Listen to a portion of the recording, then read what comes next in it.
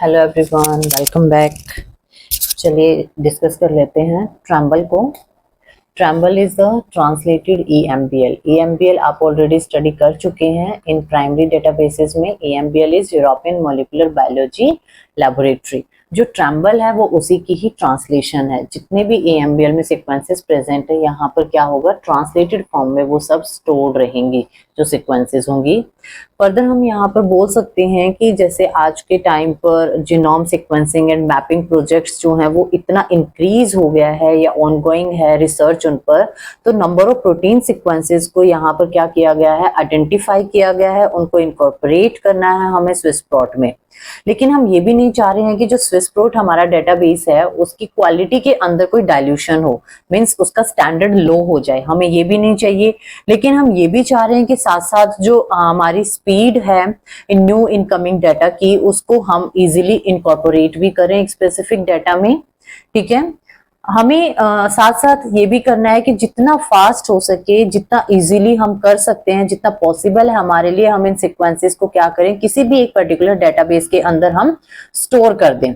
लेकिन हमारा जो मेन पर्पस ये रहेगा कि जो स्विस प्रोट डेटाबेस है उसके जो रिजल्ट्स या जो भी वहां पर स्टोरेज का है, इंफॉर्मेशन स्टोर्ड है, उसके अंदर कोई डाइल्यूशन नहीं करनी है, हमें कोई रिडंडेंसी कोज नहीं करनी है। उसके लिए हमने यहाँ पर क्या किया है, इसी का ही एक अनएनोटेटेड सप्लीमेंट टू स्विस प्रोट यहाँ पर प्रोवाइड किया गया है। जो स्विस प्रोट है वो रिलीज करता है इस unannotated supplement to the Swiss Prot. वो क्या होगा, ये सप्लीमेंट आपका होगा ट्रैम्बल। ठीक है, tremble is the translated EMBL, European molecular biology laboratories. इसके अंदर क्या होगा, जितनी भी सीक्वेंस एंट्रीज की जाएंगी या जो डाटा होगा वो किस फॉर्मेट को फॉलो करेगा, स्विस प्रोट का जो फॉर्मेट है उसी को ही यहाँ पर फॉलो किया जाएगा। इसको ये जो सीक्वेंस एंट्रीज हैं इनको डिराइव किया गया है from the translation of all CDS sequences inside the EMBL database. वहां पर जितनी भी कोडिंग सीक्वेंसेस थी उन्हीं को ही ट्रांसलेट करके जो सीक्वेंस एंट्रीज यहाँ पर डिराइव की गई हैं उसको किसमें स्टोर किया गया है, इस ट्रैम्बल डेटाबेस के अंदर। ठीक है, हमने फर्दर क्या किया, जो ट्रांसलेशंस हैं यहाँ पर जितनी भी CDS सीक्वेंसेस हैं EMBL डेटाबेस की, उन्होंने क्या किया है, अराउंड 1,45,000 ट्रैम्बल प्री एंट्रीज को क्रिएट किया है।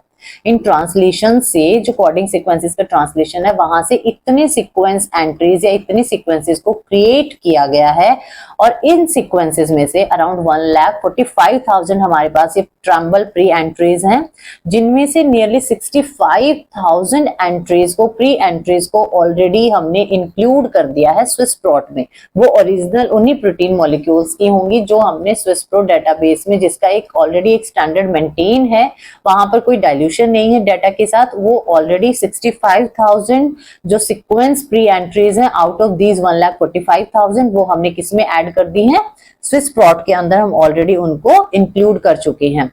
बाकी जो बची हुई सीक्वेंसेस हैं जो एक्सक्लूडेड फ्रॉम द ट्रैम्बल, तो हम इनको क्या कर देंगे, इन वाले सीक्वेंसेस को हमने एक्सक्लूड कर दिया है ट्रैम्बल से। अब जितनी भी सीक्वेंसेस हमारे पास बची है उन सीक्वेंसेस को फर्दर हम कहां पर स्टोर करेंगे, ट्रैम्बल में स्टोर करेंगे। ओके, रिमेनिंग हमारी नियरली 80,000 के अराउंड सीक्वेंसेस बच जाएंगी। अगर हम इन टोटल सीक्वेंसेस की बात करें, जिसमें से 65,000 सीक्वेंसेस को हम ऑलरेडी स्विस प्रोट में सबमिट कर चुके हैं, इसलिए हमने उनको एक्सक्लूड कर दिया ट्रैम्बल से, तो हमारे पास कितनी बची, नियरली 80,000 सीक्वेंस एंट्रीज हमारे पास प्रेजेंट है, जो ऑटोमेटिकली मर्ज हो जाएंगी। जहां भी पॉसिबल होगा वो अपने आप को स्टोर कर लेंगी, ताकि रिडंडेंसी जो है ट्रैम्बल के अंदर रिडंडेंसी कोज ना हो। ठीक है, रिमेनिंग सीक्वेंसेस अपने आप को इस तरह से अरेंज कर लेंगी ताकि ट्रैम्बल में भी रिडंडेंसी कोज ना हो पाए। फिर यहाँ पर ये जो सीक्वेंसेस हैं नियरली हम डिस्कस करेंगे अब नियरली 70,000 सीक्वेंस एंट्रीज के रिलेटेड। ठीक है, इनमें से 80,000 में से कुछ सीक्वेंसेस फिट हो गई हैं, वहां पर सेट हो गई हैं, उसमें से बची 70,000 सीक्वेंसेस।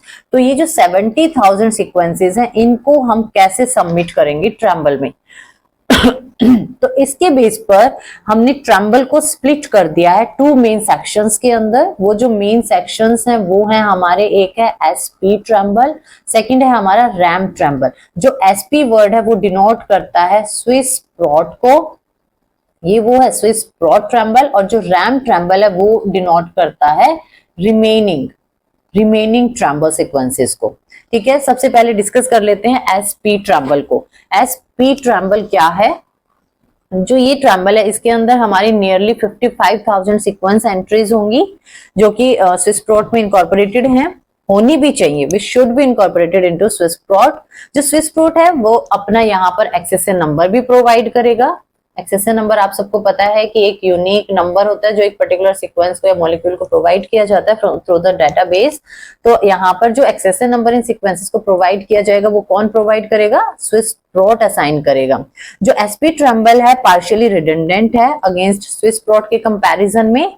यहाँ पर नियरली 30,000 जो ये एसपी ट्रैम्बल एंट्रीज हैं वो एडिशनल सीक्वेंस रिपोर्ट्स हमें देंगी उन प्रोटीन्स की जो ऑलरेडी स्विस प्रोट में सबमिटेड हैं। सिर्फ उसके एक्सटेंशन, उसकी फुल इंफॉर्मेशन ये यहाँ पर प्रोवाइड करेगा। ओके, यहाँ पर हम ट्राई भी कर सकते हैं कि मर्ज कर दें हम इन सीक्वेंस रिपोर्ट्स को एज फास्ट एज पॉसिबल। जो ऑलरेडी एग्जिस्टिंग सीक्वेंसेस हैं स्विस प्रोट में उसके साथ भी मर्ज कर सकते हैं, लेकिन हमें ध्यान इतना रखना पड़ेगा कि सीक्वेंसेस जो हैं वहां पर रिडंडेंसी कोज ना करें। ठीक है, सेकंड है हमारे पास रैम ट्रैम्बल। जो रैम ट्रैम्बल है वो क्या है? यहाँ पर जितने सीक्वेंसेस हमने एसपी ट्रैम्बल में सबमिट कर दी, अब जितनी उसके बाद जो रिमेनिंग सीक्वेंसेस हैं नियरली अराउंड 15,000 सीक्वेंस एंट्री हम क्या करेंगे? रैम ट्रैम्बल डेटाबेस के अंदर इंक्लूड कर देंगे। रैम जो वर्ड है वो रिमेनिंग को ही डिनोट करता है, तो जो रिमेनिंग सीक्वेंसेस यहाँ पर सबमिट की गई हैं जिस डेटाबेस में की गई हैं उसको हम बोलते हैं रैम ट्रैम्बल डेटाबेस सीक्वेंसेस। ठीक है, और इस रिमेनिंग सीक्वेंसेस में आप कौन कौन सी सीक्वेंसेस आप इंक्लूड कर सकते हैं उसके बेसिस पर इसको 4 सेक्शंस में डिवाइड किया गया है। फर्स्ट जो यहाँ पर हम सीक्वेंसेस होंगी, जो रैम ट्रैम्बल की जो एंट्रीज हैं मोस्टली वो कौन सी होंगी? इम्यूनोग्लोबुलिन्स या फिर टी सेल रिसेप्टर्स। सॉरी, यहां पर हम क्या करेंगे? स्टॉप कर देंगे एंटरिंग इम्यूनोग्लोबुलिन्स की टी सेल रिसेप्टर्स को हम स्विस प्रोट में सबमिट नहीं होने देंगे। क्यों? क्योंकि वो क्या करती हैं, ये हमारी कोई जैसे जब हम स्विस प्रोट में जब हम सबमिट करते हैं तो हम मेनली ओरिजिनल सीक्वेंसेस को ही सबमिट करते हैं, प्रोटीन सीक्वेंसेस को, या तो वो जर्म लाइन से रिलेटेड होनी चाहिए या किसी पर्टिकुलर जीन से उनको डिराइव किया गया है। लेकिन जो इम्यूनोग्लोबुलिन्स और टी सेल रिसेप्टर्स है वो ऐसा किसी जर्म लाइन से या जीन से डिराइव नहीं की गई है, इसलिए हमने क्या किया है, उनको स्विस प्रोट से एक्सक्लूड कर दिया है और कहां पर इनको सबमिट कर दिया है? इस रैम ट्रैम्बल में।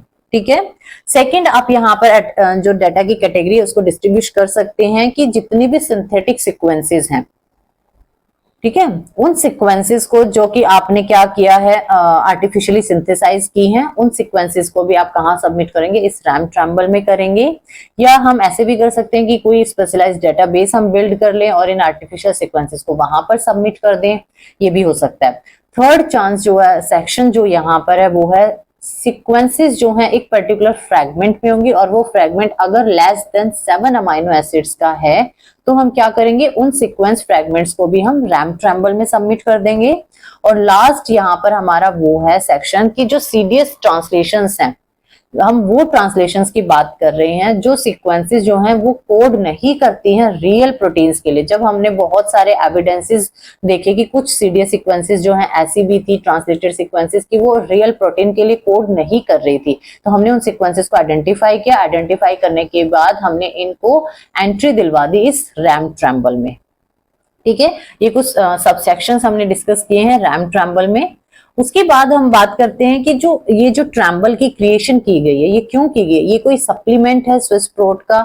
नहीं, इस पर्पस के लिए नहीं है, बल्कि हम क्या कर सकते हैं, more complete and up to date protein sequence collections को यहाँ पर हम सबमिट कर सकते हैं। पर्पस क्या है हमारा इसके सिंथेसिस का? जो पर्पस है वो यही है कि यहाँ पर सीक्वेंसेस की आप कंप्लीट इंफॉर्मेशन को स्टोर कर सकते हैं, अप टू डेट रहेंगे आप यहाँ पर, सारी की सारी लेटेस्ट जितने भी होंगी कलेक्शंस, प्रोटीन सीक्वेंसेस का जो भी कलेक्शंस है उसके साथ कि कौन से सीक्वेंस आप सबमिट हुई है, कौन सी होनी है, क्या क्या इन्फॉर्मेशन उससे रिलेटेड है, कुछ अप टू डेट इन्फॉर्मेशन आपको अवेलेबल है या नहीं है, आप यहाँ सब फाइंड आउट कर सकते हैं। हमारा जो इंपॉर्टेंट टास्क है जो हमें अचीव करना है इससे वो है एक deep integration of the EMBL nucleotide sequence database with Swiss Prot and Tremble। इनका इंटीग्रेशन करना, ठीक है। डीप इंटीग्रेशन होगा हमारा EMBL न्यूक्लियोटाइड सीक्वेंस डेटाबेस का, किसकी हेल्प से? स्विस प्रोट और ट्रम्बल की हेल्प से। तो ये कुछ इंफॉर्मेशन थी ट्रम्बल से रिलेटेड। EMBL हम डिटेल में ऑलरेडी कर चुके थे। यहाँ पर जो जितनी मुझे इन्फॉर्मेशन मिली है मैंने सब यहाँ डिलीवर करने का ट्राई किया है। आई होप आज का ये जो लेक्चर है आप सभी को इजीली क्लियर हो गया होगा। इसके बाद नेक्स्ट लेक्चर में हम डिस्कस करेंगे स्विस प्रोट को। स्विस प्रोट कैसा है, क्या इंफॉर्मेशन या कैसी टाइप के सीक्वेंसेस आप वहां पर सबमिट करेंगे, क्या प्रोसीजर होगा सीक्वेंस सबमिशन का, क्या एप्लीकेशंस रहेंगी, आप कहाँ कहाँ स्विस प्रोट की हेल्प से आप कर सकते हैं सीक्वेंसेस को, या जो आपका स्विस प्रोट है वो कैसे डॉक्यूमेंटेशन कैसे करते हैं आप वहां पर, वो सब हम वहां पर उस लेक्चर में डिटेल में स्टडी करेंगे। तब तक के लिए थैंक यू।